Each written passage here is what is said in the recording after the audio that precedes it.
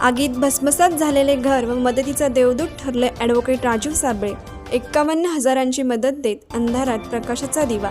हरवंडी निजामपूर परिसरात सोमवारी उशिरा रात्री अचानक उसळलेल्या आगीने परशुराम मानकर यांचे संसाराचे स्वप्न क्षणात राख केले। शॉर्ट सर्किट ठिणगीच्या रूपात आलेला आपत्तीचा हा महाकाय स्पार्क काही मिनिटात घराला भस्मसात करून गेला। जीवन जगायला लागणाऱ्या वस्तू, भांडी, कपडे, धान्य, पिकलेल्या आशा, उद्याचा आधार सगळं क्षणात जळून खाक झालं। मानकर कुटुंब बाहेर उभं डोळ्यासमोरचा जळता संसार पाहत निशब्द आणि रात्रीच्या काळोखात त्यांच्या डोळ्यात मात्र चौफेर अंधार होता। क्षणात उद्ध्वस्त झालेला संसार होता। आगीचा मोठा भडका अचानक उठला। परशुराम मानकर आणि त्यांचे कुटुंब जीव वाचून घराबाहेर पळाले। आरडाओरड करत गावकऱ्यांना हाक मारली। ग्रामस्थांनी धावपळ करत पाणी फेकलं, माती टाकली, पण तोपर्यंत सर्व काही जळून खाक झालेलं होतं। घराच्या जागी उरले होते फक्त राख, धुराचे वलय आणि उघड्या आकाशाखाली आसुसलेले कुटुंब। आता जगायचं कसं, खायचं काय, हा यक्ष प्रश्न मानकर कुटुंबाला अक्षरशः कोसळवून गेला। तेवढ्यात आले देवदूत ॲडव्होकेट राजीव साबळे। हा दाहक प्रसंग समजताच ॲडव्होकेट राजीव साबळे हे जणू देवासारखे घटनास्थळी पोचले। दुःखाने गलबललेल्या मानकर कुटुंबाकडे त्यांनी एक नजरेने पाहिले आणि न शब्द न दाखवायचा दिखावा तात्काळ मदतीचा मोठा हात पुढे केला।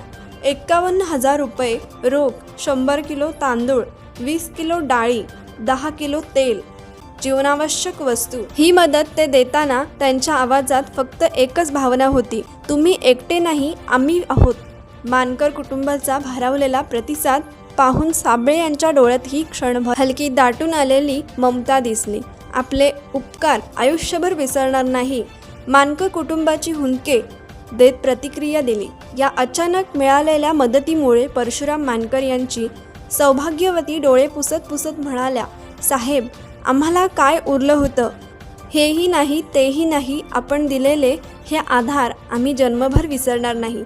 त्यांचे हुंदके, हात जोडलेली विनम्रता आणि जळलेल्या राखेत उभा असलेला थरथरता संसार पाहताना गावकऱ्यांच्याही डोळ्यात पाणी आले। राजीव साबळे यांनी जळलेल्या घराच्या जागी शांत उभं राहून कुटुंबाला धीर देताना त्यांची सामाजिक बांधिलकी आणि माणुसकीची जाण पुन्हा दिसून आली।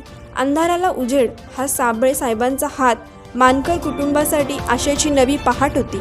जिथे जीवन भस्मसात झाले होते तेथे राजीव साबळे यांनी आशेचा दिवा लावला। ही मदत फक्त आर्थिक नव्हती, ती होती आश्वासक उपस्थिती, मानवी संवेदना आणि उद्ध्वस्त कुटुंबाला नवजीवन देण्याची उबदार साथ सोबत होती। ग्रामस्थ एकच बोलत होते, अशा माणसामुळे समाज अजूनही जिवंत आहे। कोकण एक्सप्रेससाठी माणगाव प्रतिनिधी अरुण पवार। कोकण एक्सप्रेस चॅनलला लाईक करा, शेअर करा आणि सबस्क्राईब करा।